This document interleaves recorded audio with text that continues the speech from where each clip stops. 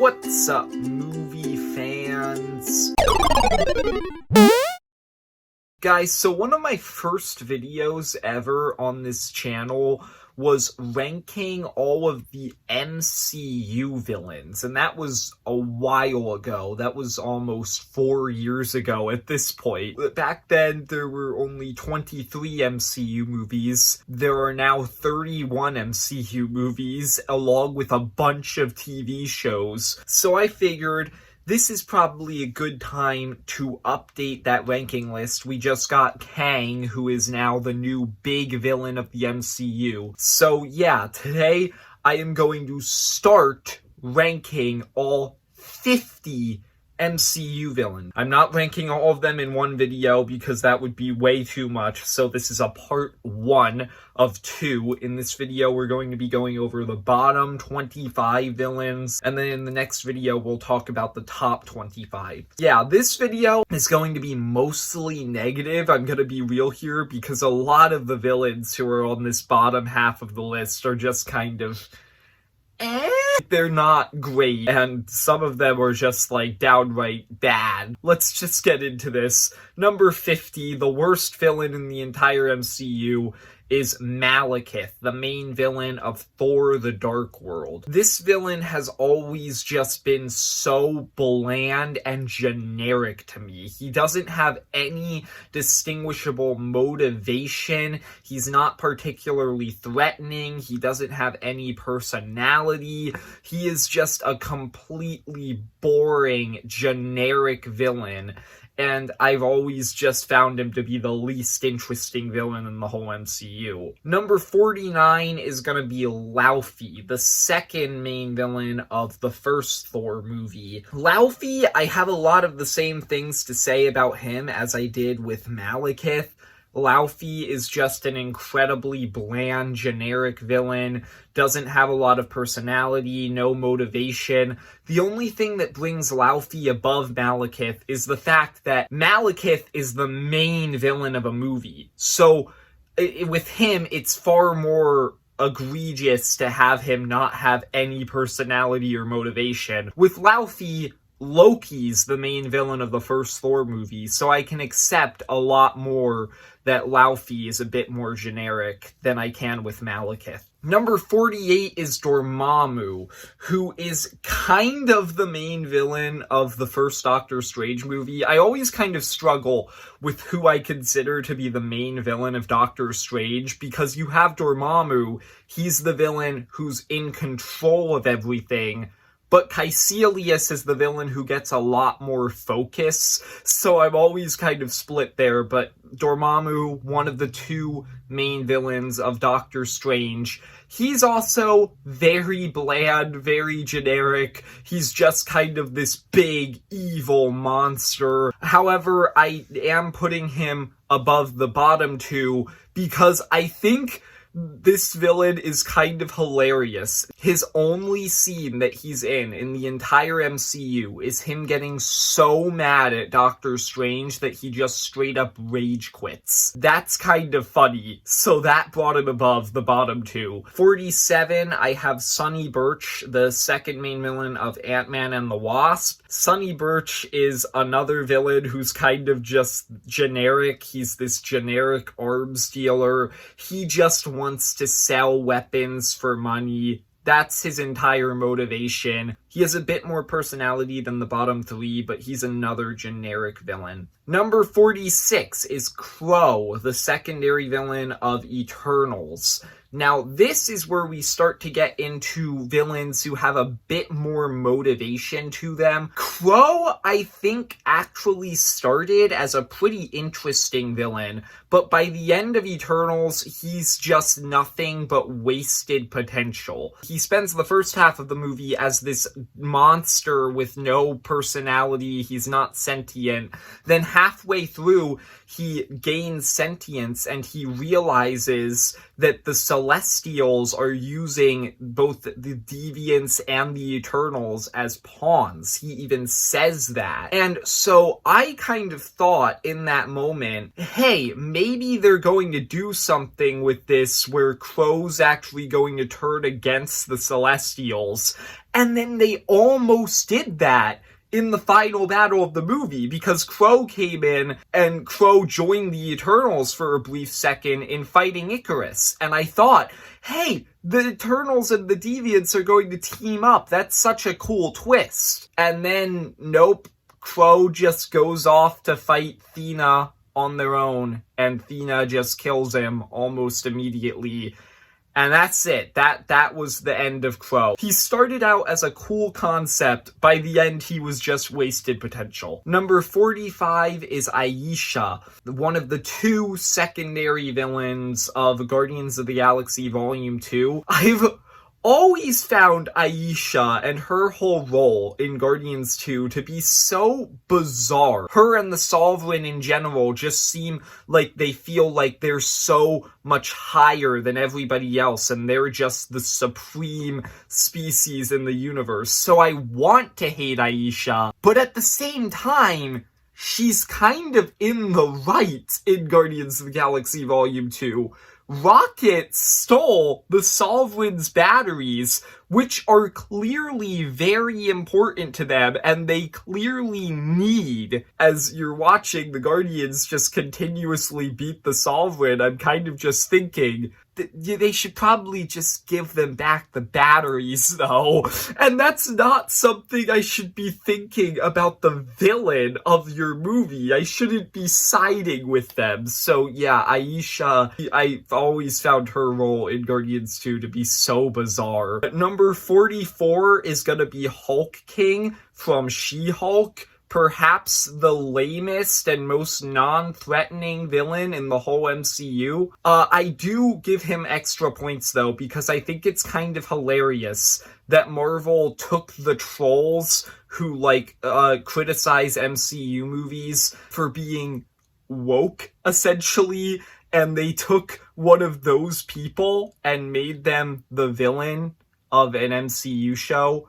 I just think that's kind of funny, so I'm giving Hulk King slight points for that. Number 43 is gonna be Dreykov, the main villain of Black Widow. Dreykov is another villain who's kind of boring and generic, but I put him a little bit higher than I think he necessarily deserves, because I do kind of find him to be a little bit creepy in Black Widow, like just his mannerisms, the way that he talks, just his outlook on what he's doing. It's all kind of creepy, and so I have to put him a little bit higher than I wanted to. Number 42 is going to be Taskmaster, the secondary villain of Black Widow. This might be one of the most disappointing villains in the whole MCU. They took this character who's an incredibly popular villain from the comics, and they turned him into bland villain who's just basically a mind-controlled henchman. The worst part of that is that I actually think that the MCU's version of Taskmaster, she could have worked had they just not made her brainwashed. If she was just out for revenge against Black Widow because of Black Widow, scarring her as a child, that would have made sense, and that would have been a good motivation. But no, they made her brainwashed for no reason. And so, Taskmaster, they really wasted this character. Number 41 is going to be Aldrich Killian, the main villain of Iron Man 3, and the pettiest villain in the entire MCU. This man's entire motivation for being evil and wanting to kill the President of the United States is the fact that over 10 years ago, Tony Stark made him go to the roof of this building on an elevator for no reason, and that That's it. That's why Killian's angry. Grr, he made me stand on a cold roof for like an hour. Now I want to kill people. Like, sure, what Tony did to him was a jerk move, but I've had people who have done jerk moves to me before in my life. I'm not going to grow up and give myself fire abilities so that I can kill the president. Like, Aldrich Killian is just such a ridiculous villain. Number 40 is Najma, the main villain of Miss Marvel, and also the villain who I swear I have forgotten the name of the most times. Like, the fact that I actually remembered it to say it just now is kind of a miracle. She's another villain who her motivation just makes no sense. Her entire thing is, okay, so she wants to get back to her dimension. Okay, that makes sense. In order to do it, she needs Miss Marvel's help. So she asks for Kamala's help. Kamala basically tells her, okay, I'll help you, but I need some time to make sure it's safe. And then Najma goes like, no, you want to know what? I don't want you to wait to make sure it's safe. I want it to happen right now. So then she tries to kill Kamala. That's Najma's whole reason for being evil, because Kamala asked for like a day or two to just make sure that she doesn't accidentally destroy the world. Najma's waited literal decades to go back to her dimension, and she can't wait 2 days. That's why she's evil. I don't really know what else to say there. Number 39 is gonna be Taserface, the other of the two secondary villains from Guardians 2. Taserface, I think he's a funny, entertaining villain, mainly just because he's stupid. That's the main reason why he's a bit high on this list, just because his name is stupid, he's made fun of a lot, he's an entertaining villain, but that doesn't make him the most threatening villain. And even as a funny villain, I think that there are villains in the MCU who are also meant to be funny villains who are much funnier than him, because with him, it's just his name is stupid, and that's the extent of the joke. Number 38 is gonna be Whiplash. Whiplash is a villain where I kind of understand his motivation. I get where he's coming from. I understand why he's mad at the Stark family. He's also just has the most generic personality. I can't really remember a lot of his scenes because he just doesn't have a memorable portrayal. And then the other thing about Whiplash is I've always found him to be such a non-threatening villain. Because if you think about it, Iron Man fights Whiplash twice in Iron Man 2, and he wins both times. Whiplash isn't a threatening villain at all, because 30 minutes into Iron Man 2, we already know that Iron Man can beat him. I've just found Whiplash to be a boring villain who's not very threatening. Number 37 is gonna be Yellow Jacket, aka MODOK, from both Ant-Man as the main villain and Ant-Man and the Wasp: Quantumania as the secondary villain. Yellow Jacket, he is such a generic, bland villain. In Ant-Man, he has no personality. His motivation basically boils down to he's crazy. He's just a boring villain in Ant-Man. In Quantumania, he's hilarious because they took him and they basically went like, okay, nobody takes this villain seriously anyway. Let's turn him into MODOK and let's make him a joke character. And I think that he's one of the funniest parts of Quantumania, and that's what brought him above the bottom 10 at number 37. But that can only take him so far when he is still a generic villain. Number 36 is going to be Verussa Bloodstone, the main villain of Werewolf by Night. Now, Werewolf by Night, it's a good special. It's really good.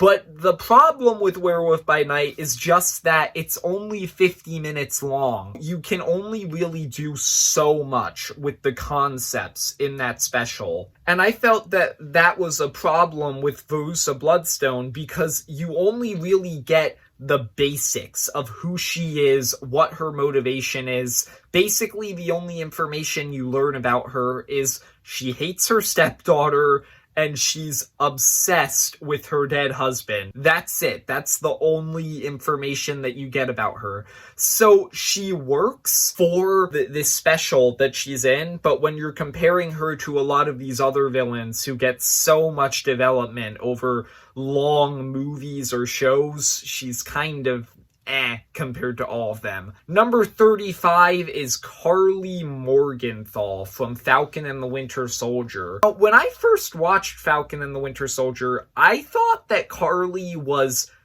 fine. Ever since then, I've thought about Falcon and the Winter Soldier way more. My opinion on it is definitely more negative than it was before, and that is definitely true with Carly Morgenthau. I have not liked her ever since I finished that show and I thought about it some more. Something that I've realized about Carly Morgenthau, she's basically just a worse version of Killmonger. Both Carly Morgenthau and Killmonger are characters who have been oppressed, they're angry, justifiably about like this political issue. In order to fix it, they decide to go to incredibly violent measures. Eventually, both of them are defeated because what they're doing is wrong, but their philosophy is kind of right. So, by the end of the movie or show, they end up actually having an effect on the hero of the story. But Killmonger is so much better than Morgenthau, which we will talk about in the next video, simply because Killmonger is actually treated like a villain. The movie never really tries to make an argument that, well, what he's doing is actually justifiable. A lot of the time, Falcon and the Winter Soldier feels like it's trying to justify her actions. And that's just annoying because what she's doing is legitimately wrong. So yeah, Carly Morgenthau, I think, is a wildly mishandled character, and there's a much better version of her in Killmonger.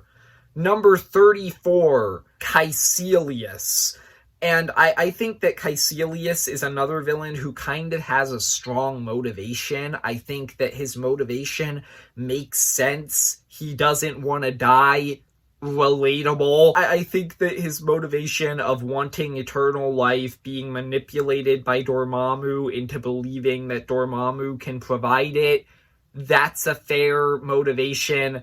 But Caecilius is still kind of a generic villain who is kind of just boring because he doesn't have a lot of personality. Number 33 is gonna be Ronan the Accuser, the main villain of Guardians of the Galaxy, the secondary villain of Captain Marvel.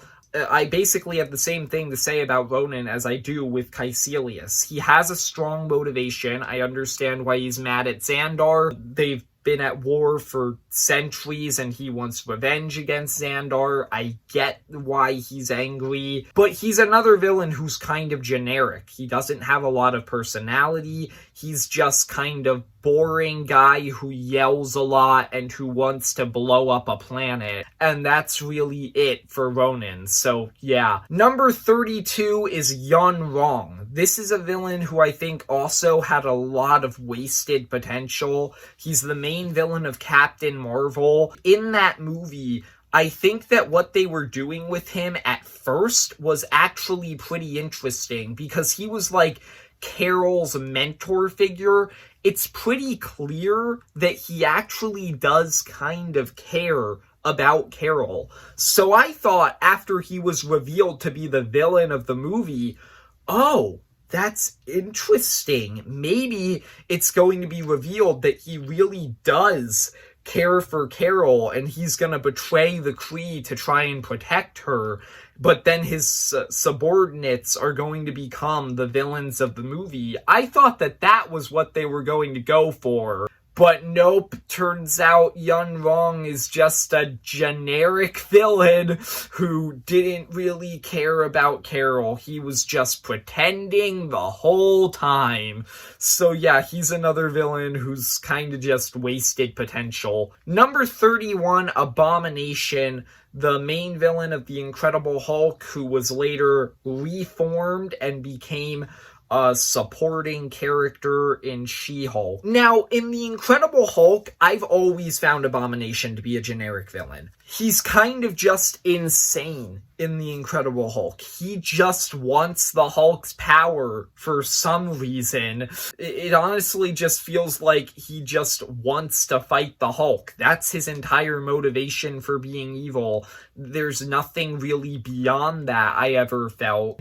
In She-Hulk, they actually started to do some interesting things where he was talking about his perspective on what happened in The Incredible Hulk, and he was saying, I was just trying to be a good soldier, take down the Hulk. He was the enemy. I was given this super soldier serum, it impaired my judgment, and I ended up going crazy. And so I thought that added a little bit more intrigue to Abomination, but honestly, I still feel like that they just kind of made that up. I've never felt like Abomination was an interesting character, so yeah, Abomination, he's fine. I don't know, I don't find him to be that interesting. Number 30 is gonna be Kingpin, the main villain of Hawkeye. It really hurts me to put Kingpin this low on the list. Vincent D'Onofrio's Kingpin is obviously in Daredevil.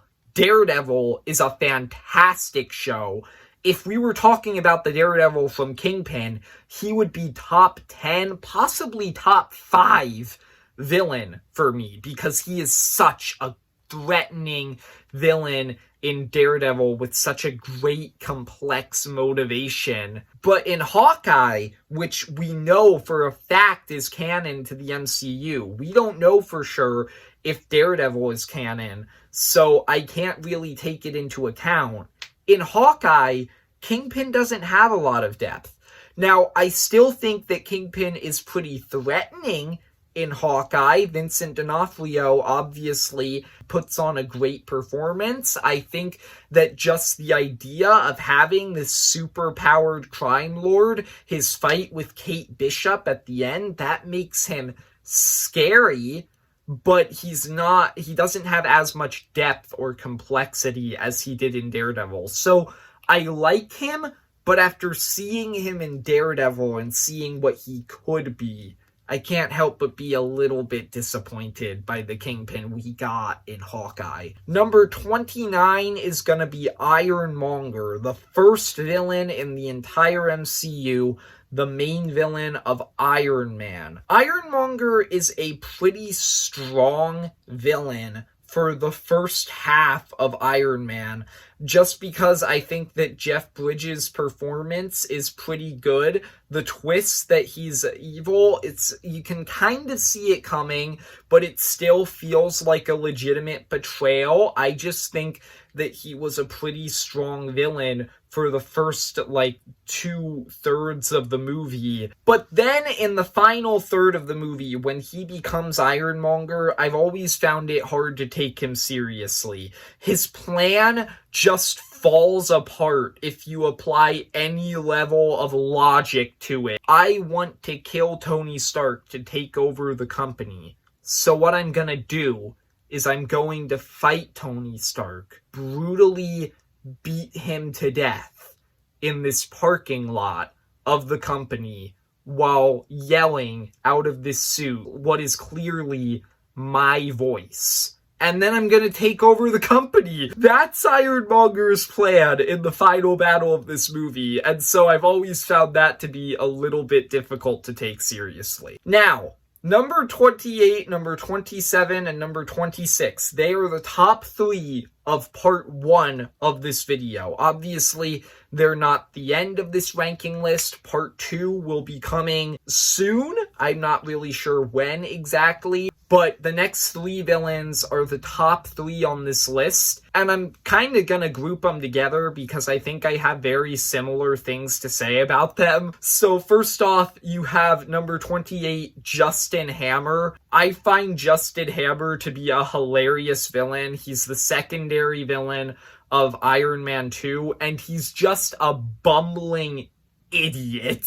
He is so incompetent, and yet he's trying to be this rival to Tony Stark, who thinks that he can legitimately outsmart Tony Stark and make Iron Man look obsolete. And I've just always found him to be funny. He's not an intimidating villain, he's not threatening, but he's funny. Number 27, the Grand Master, the secondary villain of Thor Ragnarok. Once again, I don't find him to be a particularly interesting or threatening villain, but I find him to just be really funny. Jeff Goldblum's obviously playing him. I just think it's funny that he is so delusional that he thinks he's this benevolent ruler of the Sicarian people, when really he's just this tyrannical warlord who enjoys watching these brutal gladiator fights. I just think that seeing Jeff Goldblum portray this absolutely ridiculous, delusional villain in this movie that is the funniest movie in the MCU to date, that was just fun. And number 26 is going to be Ulysses Claw, the secondary villain of Black Panther. I find him to be fun. Once again, I think that Andy Serkis playing this completely over-the-top arms dealer, that was just fun. So yeah, Ulysses Claw, he's the top of this part of the video. Now, once again, I'm going to get into part 2, and in that video, we're going to be getting into a lot better villain, more threatening villains, better motivations. But for now, this is how this video is gonna end. So those are my bottom 25 MCU villains. I hope you enjoyed. If you did, leave a like and subscribe. Comment down below, who is your least favorite villain in the MCU? And see ya, movie fans.